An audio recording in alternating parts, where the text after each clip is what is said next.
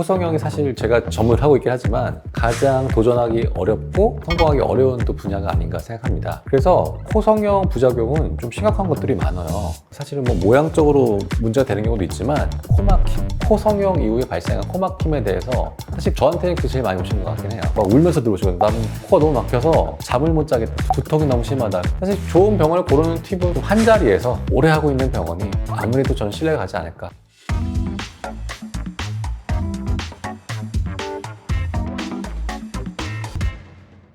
안녕하세요. 건강하고 아름다운 코에 대해 이야기하고 있는 박치열의 코멘터리입니다.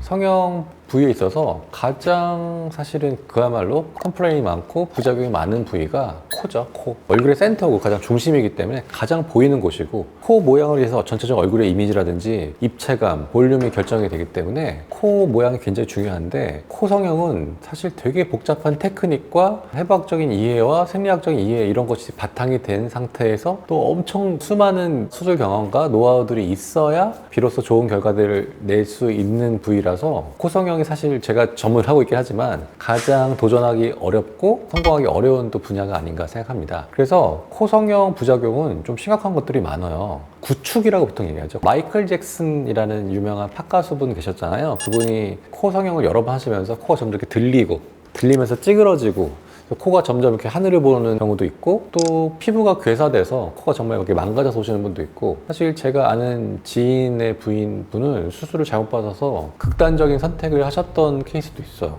사실은 코가 그만큼 성형을 고민하실 때 잘 생각해야 되고 많은 것을 따져본 다음에 수술해야 되는 부위는 맞습니다.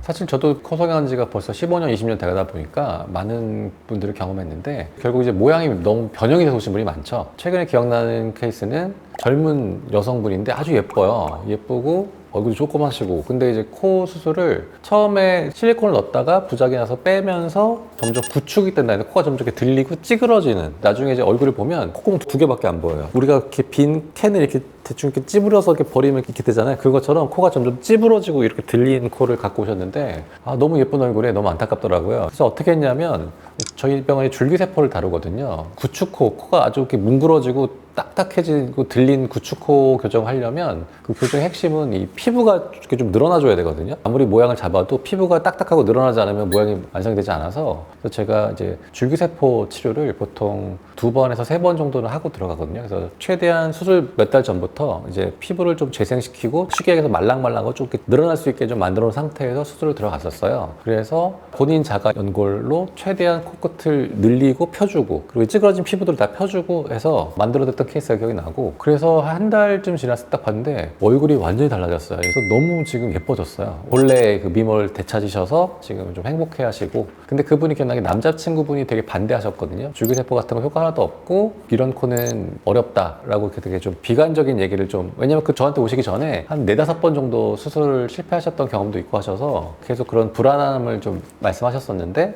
결과적으로 너무 잘 되셔서 지금 또 기억이 나고, 또 한 케이스는 이제 아이돌 그룹의 유명한 연예인분이었는데, 저한테 오시기 전에 수술 한 5번 정도 하셨더라고요. 그래서 코가 너무 많이 하셔서 붓고 콧구멍이 너무 비대칭, 콧구멍이 너무 이제 사이즈 차이가 많이 나니까, 이제 화보를 찍으시고 뮤직비디오 찍고 막 이렇게 카메라에 많이 보다 보니까 이제 고개를 이렇게만 들어도 이제 콧구멍이 너무 짝짝이가 되는 거지. 그래서 오셨던 게 또 기억이 나고, 여러 번 수술하신 분들은 가장 어려운 게 피부 문제죠. 피부 문제. 피부가 너무 딱딱해지고 흉살이 지고 이렇게 막 틀처럼 이렇게 딱 굳어져 버리니까, 아무리 코 안쪽에서 모양을 잡아줘도 피부를 닫으면 모양이 틀어지고 이런 경우가 많아서 상당히 까다롭거든요. 그리고 보통 저한테 오실 때 정도 되면 이미 뭐 비중격, 귀연골, 뭐 늑연골 다 떼셔서 오셔서 연골 뗄 때도 없고, 그래서 굉장히 그런 것들이 좀 어려운데, 그 연예인분도 제가 수술을 잘 해드렸어요. 그래서 콧구멍 비대칭을 잡고 코끝도 조금 내려드리고 뭐 그렇게 해서 다시 좀 잘 되시고 자신감 있게 또 하고 찍고 하시는 것들이 또 제가 보기엔 너무 또 좋게 보이더라고요. 그 두 케이스가 좀 기억이 납니다.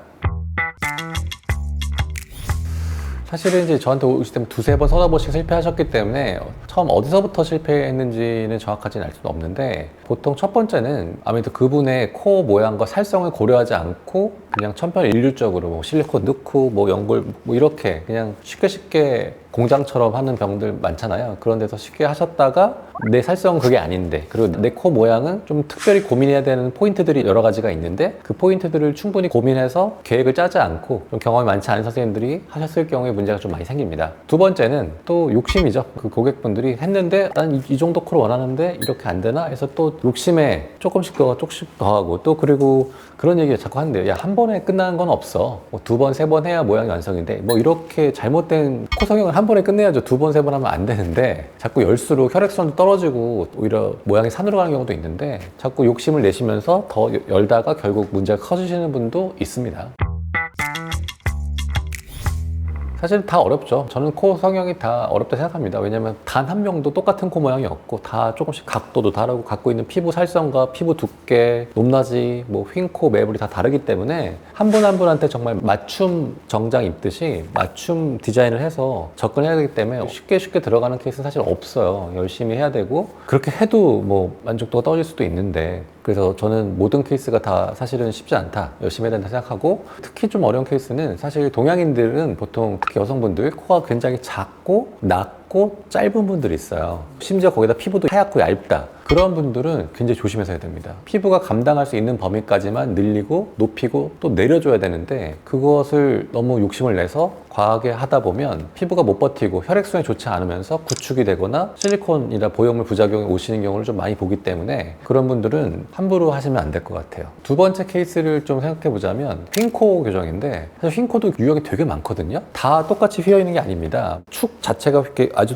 삐뚤어진 분도 있고 중간만 꺾여 있는 분도 있고 콧구멍도 같이 돌아가 있는 여러 케이스가 있는데, 가장 휜코 교정 중에 어려운 게 축이 돌아간 겁니다. 사실 좌우 얼굴은 완벽한 비대칭이잖아요. 그래서 코의 축이 그 어떤 누구도 지평선이 똑 수직을 갖고 있는 사람은 없는데 이 축 자체가 이렇게 휘어 계신 분이 있어요. 콧구멍도 이렇게 돌아가 있고, 이런 분들은 사실 휜코 잡기 되게 어렵거든요. 그래서 그런 케이스들도 쉽게 생각하시면 안 돼요. 그거를 축 교정을 못하니까 보형물 이렇게 삐뚤게 넣고 해서 나중에 보형물 튀어나오거나 분필코처럼 이렇게 보형물 비치거나 뭐 이렇게 돼서 재수술하고 오시는 분들이 많단 말이죠. 재수술은 점점 할수록 어렵다고 말씀드렸죠. 그래서 내 코가 좀 축이 이렇게 휘어 있는 경우, 콧구멍도 이렇게 돌아가 있는 경우, 이런 경우에는 좀 전문가, 그런 휜코에 좀 노하우가 많은 그런 선생님들 좀 찾아오셔서 하시는 게 좋겠다. 두 케이스가 좀 생각이 납니다.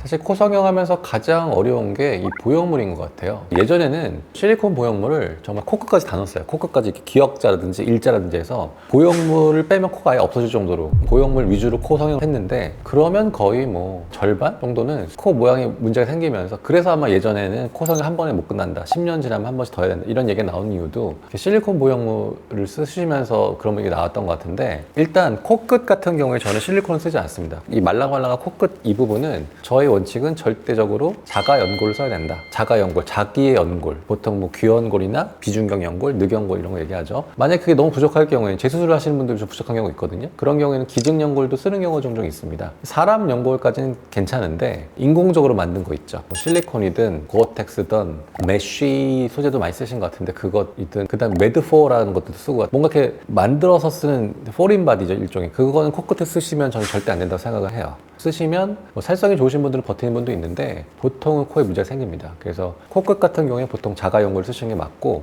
콧대가 문제인데, 콧대가 너무 낮은 경우에는 이제 올리기 위해서 보통 뭘 넣어줘야 되잖아요. 뭘 넣을 것이냐, 아직도 가장 많이 쓰는 건 실리콘이죠. 실리콘 보형물을 저도 잘 쓰고 있고, 실리콘 보형물이 가장 모양도 깔끔하고 이쁘고 또 안정적이죠. 이건 넣으면 그대로 가잖아요. 3mm로 3mm 쭉 가는데, 문제는 저희 병 같은 경우에는 한 1% 정도 확률로는 문제가 생겨요. 실리콘은 내게 아니기 때문에 내 면역 시스템이 얘를 거부하기 시작하면 물이 차오르면서 모양이 변형이 오면서 실리콘을 빼줘야 되는 경우가 있어요. 과거처럼 코끝까지 다 쓰는 경우는 훨씬 더 부작용률이 높았지만, 콧대만 잘 깎아서 넣어주는 거는 저희 병 같은 경우는 1%, 1.5% 정도의 부작용률을 보이거든요. 사실 1%는 별거 아닌 것 같아도 나한테 걸리면 100%잖아요. 그래서 실리콘을 안 쓰고 내 모양을 만들 수 있으면 제일 좋은데, 콧대가 너무 낮아서 써야 되는 경우는 사실 좀 고민스럽긴 해요. 그러면 이제 대체제로 또 뭘 많이 쓰느냐, 요즘 제가 많이 쓰고 있는 게 이제 진피입니다. 피부 밑에 있는 연부 조직을 떼서 쓰는 거죠. 이런 진피는 자가 진피도 있고 제품 진피도 있는데, 이런 진피는 실리콘 같은 빼야 되는 부작용은 거의 없어요. 안전한데 단점이 있어요. 흡수가 좀 됩니다. 뭐 3mm를 넣었으면 3mm가 유지가 되지 않고 좀 흡수가 돼서 떨어지는 경우가 좀 있어요. 그래서 저 잘 선택해서 넣으면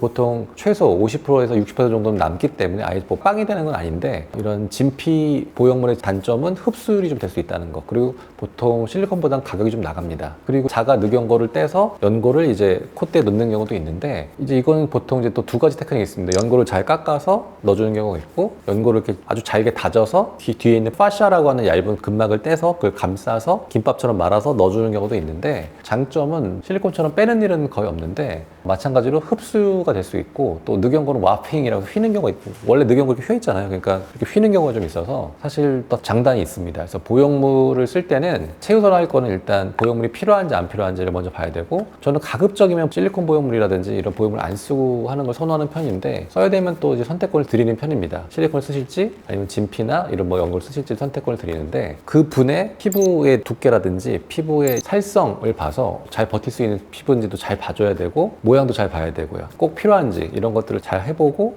결정해야 되는데, 어떻든 간에 성형 분야뿐이 아니고 뭐 인체에 대한 모든 시술과 성형 수술에 있어서는 부작용률이 0%일 수는 없습니다. 어떤 수술도 아주 간단한 수술이라도 문제가 생길 수가 있기 때문에 수술할 때는 일단 꼭 필요한지 잘 생각해 보시고, 그리고 전문가와 잘 상의해서 자기한테 제일 잘 맞는 그런 재료와 테크닉을 선택해서 하시는 게 맞다라고 다시 한번 강조하고요. 그러기 위해서는 의사들도 좀 준비돼 있어야죠. 오랫동안 수술을 해서 많은 노하우를 갖고 있고, 그리고 환자분들한테 좀 선택의 폭을 좀 줄 수 있는 그런 의사가 좀 준비가 돼 있어야 되는 것도 사실 맞는 거고요. 또 병원의 규모나 시설도 좀 준비가 돼 있어야 되고, 사실 그 모든 것들이 삼박자가 다 맞아야 좀 그나마 부작용률을 줄이고 좋은 결과를 얻을 수 있을 것 같습니다. 저한테 오시는 코성형 부작용 중에 상당히 많은 예가 사실은 뭐 모양적으로 문제가 되는 경우도 있지만, 기능적으로, 코는 사실 숨쉬는 기관이잖아요. 코는 숨쉬는 제일 중요한 기관인데, 코성형 이후에 코 막혀서 오시는 분이 너무 많아요. 한 달에 거의 한 1-20명씩 돼. 그래서 사실은 우리가 놓치고 있는 부작용 중에 제일 큰 게 코막힘. 코성형 이후에 발생한 코막힘에 대해서 사실 저한테는 그 제일 많이 오신 것 같긴 해요. 그 이유를 보면, 제가 사실 되게 많은 유튜브에서 말씀을 드리긴 했었는데, 코 성형 이후에 코 막히시는 어린이들은 사실 너무 많은데, 일단 기본적으로 비중격, 우리가 손가락 코에 넣었을 때 가운데 만져지시는 이 물렁물렁한 연골을 비중격이라고 하는데요. 그 비중격은 코의 오른쪽과 왼쪽을 나눠주는 일종의 가로막 기둥입니다. 제 경험상 거의 80% 이상의 정상인들은 코 들여다봤을 때 다 휘어 있습니다. 기본적으로 비중격이 휘어 있으면서 코가 좀 좁아요. 근데 대부분의 사람들은 휘어 있어도 그 상태로 아주 오랫동안 지내시기 때문에 적응이 되시기 때문에 코막힘을 잘 모르시는 분이 많습니다. 근데 그 상태에서 코성형을 하게 됐을 때, 동양인들의 코성형의 대부분 뭡니까? 코를 더 모으고 높이고 슬림하게. 그러면 비중격이 휘어있는 상태에서 코가 이렇게 좁아지면 그때부터 코만 확 막히시는 분이 많아요. 심지어 요즘에 또 문제가 되고 있는 게 콧볼 축소. 가뜩이나 코를 높이면서 코가 좁아지는데 여기다 콧볼까지 잘라서 붙여버리면 콧구멍이 진짜 이렇게 돼서 오시는 분이 너무 많거든요. 이렇게 거의 콧구멍이 이렇게 11자 콘센트처럼 이렇게 돼서 찝혀서 오시는 분이 너무 많은데, 그러면 모양도 보기 이상하지만 숨을 못 쉬어. 난리 납니다. 그래서 특히 코가 작으신 분들은 코 조금만 높여도 콧구멍이 이렇게 되거든요. 거기다 콧볼까지 잘라서 오시면 비중격 휘어있죠? 콧볼 줄어들죠? 심지어 콧볼까지 잘라서 코 찝히죠? 그러면 숨을 못 쉬어요. 예전에는 이제 귀연골 떼가지고 코를 많이 세웠는데, 귀연골은 너무 얇고 힘이 없으니까 기둥이 약해요. 그러니까 시간 지나면서 코가 자꾸 떨어지고 무너지니까 성형하시는 선생님들이 뭘 많이 쓰시냐면, 비중격도 많이 쓰지만 늑연골도 많이 떼서 쓰시거든요. 늑연골은 보통 두꺼워요. 딱딱하고 무거워요. 비주, 여기 비주라고 하는데, 비주가 얇고 좀 작으신 분들은 거기다 늑연골을 박아 놓으면, 물론 집 지을 때 기둥이 튼튼해 집이 안 무너지잖아요. 그래서 튼튼한 기둥을 세워서 코끝이 무너지진 않는데, 문제는 기둥이 너무 두꺼워. 그래서 여기가 너무 두꺼워져요. 비주는 두꺼워지고 콧구멍이 이렇게 모아지면 그 숨을 더 못 쉬어요. 그래서 사실은 제가 코끝에 늑연골 너무 많이 쓰시는 것도 별로 안 좋아하거든요. 잘 몰라요. 제가 이런 얘기하면 처음 들어보시면 너무 많거든요. 그리고 또 요즘 많이 있는 게, 비중격 연골이 코성형 재료에서 가장 좋다 보니까 비중격을 넣어놔도 떼는데, 비중격이 대부분 사람들은 휘어 있는데, 휘어 있는 걸 펴주고 비중격 교정을 해주면서 연골을 떼줘야 코막힘이 없는데,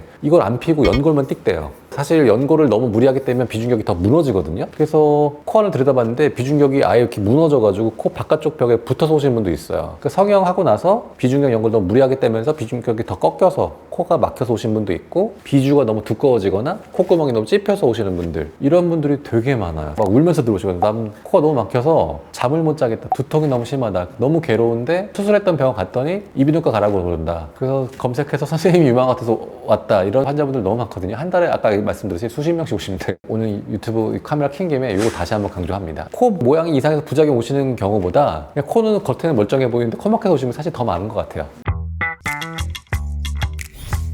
사실 전공가가 중요하다고 말씀을 드리기 좀 어렵습니다. 성형외과 전문의 선생님인데 코를 잘 열어주시고 모양도 잘 잡아주신 분도 있고 이비인후과 선생님도 했다는데 오히려 비중격이 더 무너져서 코가 더 막혀 오신 분도 있어서 과가 꼭 저는 중요하지 않다고 말씀을 드리는데 그거보다는 비중격 교정을 얼마큼 많이 해봤는지 코 성형을 얼마큼 많이 해봤는지 그게 더 중요한 것 같아요 사실. 물론 이제 이비인후과 전문의 선생님들이 대학병원 때부터 비중격이라든지 이런 코 안의 구조를 좀 많이 다루셨기 때문에 아무래도 좀 강점을 보이죠. 제가 처음에 시작했을 때도 사실 이비인후과에서 코 성형을 해?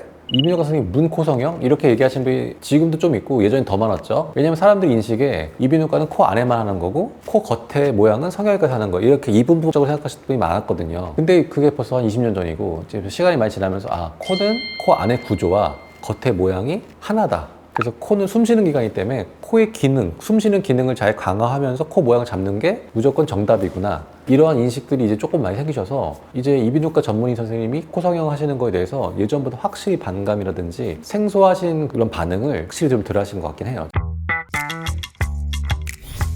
사실 좋은 병원을 고르는 팁은 사실 아까 처음에 말씀드렸듯이 어려워요. 왜냐면 너무 많은 정보들이 홍수가 있기 때문에 각자 다 자기가 최고라고 하고 하니까 아시기가 좀 쉽지는 않을 것 같긴 합니다. 그래도 뭐 굳이 팁을 드리자면 좀 한 자리에서 오래 하고 있는 병원이 아무래도 전 신뢰가 가지 않을까. 안망하고 오래 하고 있다는 거는 그만큼 실력이 있다는 거니까. 왜냐면 코 성형이 부작용 오면 정말 무시무시하거든요. 몇 번 그렇게 부작용 오면 병원이 유지되기 되게 쉽지 않습니다. 새로 하시는 병원들이 절대 실력이 없다는 건 아닙니다. 그냥 제가 생각하는 짧은 견식으로는 한 자리에서 오래 하고 있는 좀 경험이 많으신 선생님들은 그만큼 이제 부작용의 위험 이런 거 알고 있기 때문에 좀 더 안전하게 할 수 있을 거라는 생각이 들고 이것 또한 사견이긴 하지만 두 번째는 전문 병원이 좋습니다. 저 같은 경우에도 코만 지금 거의 15년, 20년째 하고 있는데 한 분야를 오래 하신 그거에 대한 노하우가 많은 선생님이 사실 짱인 거죠. 그래서 그 두 가지가 중요하지 않나. 한 자리에서 오래 하고 그리고 전문 분야가 있으신 선생님을 잘 찾아가시는 게 좋을 것 같고 거기에 뭐 좀 더 덧붙이자면 시설이라든지 그 스태프들이 좀 뒷받침해 줄 수 있는 그런 병원이면 더 좋고 이렇게 말씀드리고 싶습니다. 근데 항상 강조하는 거는 처음이 중요하다. 제가 지금 뭐 망가진 코도 많이 해드리고 있지만 회복하기 어려운 거 있거든요. 제가 완벽하게 다 못 고쳐드린 경우도 있습니다. 비중격이 다 무너져서 오셨는데 이걸 완벽하게 다시 복구하기 쉽지가 않거든요. 비중격을 한번 건드리면 다시 하기 좀 어렵기 때문에 그래서 처음 병원을 잘 선택해서 처음 수술을 좀 잘 하시는 게 제일 좋고 문제가 생겼을 경우에도 금액적인 것도 있고 재수술할수록 금액 막 올라가잖아요. 그래서 그런 것 때문에 또 좀 잘못해서 세트하시는 분도 있는데 이건 정말 중요하거든요. 코는 얼굴 센터고 이게 정말 중요하고 부작용 한번 오면 정말 뭐 눈이랑 다른 데랑 비교할 수가 없기 때문에 금전적인 거 다른 것들 다 고민하셔서 선택하시면 좋지 않을까. 제가 뭐 평생 거의 15년 이상 얘기했던 얘기인데 코는 숨쉬는 기관이기 때문에 호흡이 중요합니다. 그래서 코 성형을 할 때는 단순히 모양만 생각하지 마시고 코의 기능, 숨쉬는 기능과 코의 미적인 코 모양 이 두 가지를 동시에 잡을 수 있는 병원에서 하셔라. 그리고 하신다면 조금 더 경험이 많고 노하우가 있는 오래 하신 선생님, 전문 분야에 있는 선생님을 찾아서 하시는 게 좋지 않을까라고 제가 다시 한번 권유를 드립니다. 코 성형을 고민하고 계실 때 고려해야 되는 것들에 대해서 다시 한번 설명을 좀 드렸고요. 앞으로도 코 성형뿐이 아니고 코에 대해서 아니면 저 개인적인 거에 대해서 궁금하시거나 얘기하고 싶으신 게 있으시면 댓글이나 뭐 저희 홈페이지나 해서 글을 남겨주시면 저희가 또 그거에 대해서 얘기를 나눌 시간을 좀 계속 가질 거고요. 건강하고 아름다운 코에 관해서 이야기하고 있는 저 박지열의 코멘터리 사랑해주시고 구독과 좋아해 주시면 더 좋고 잘 부탁드리도록 하겠습니다. 여러분 다음에 또 뵙겠습니다. 감사합니다.